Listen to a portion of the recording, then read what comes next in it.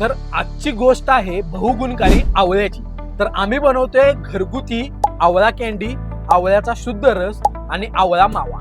मार्केटमध्ये जी आवळा कॅन्डी बनवली जाते ती साखर आणि सॅकरेन वापरून बनवली जाते, पण आम्ही जी आवळा कॅन्डी बनवतो ते कोणतेही कलर, केमिकल, प्रिझर्वेटिव्ह किंवा साखर वापरली जात नाही।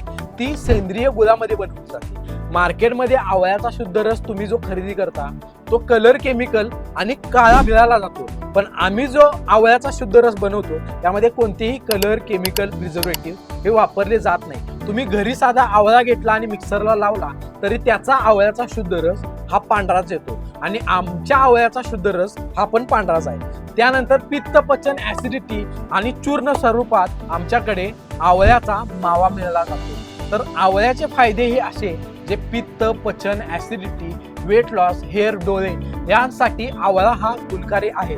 तर एकदा आमच्या आवळ्यांच्या पदार्थांचा आस्वाद नक्कीच घ्यायला विसरू नका।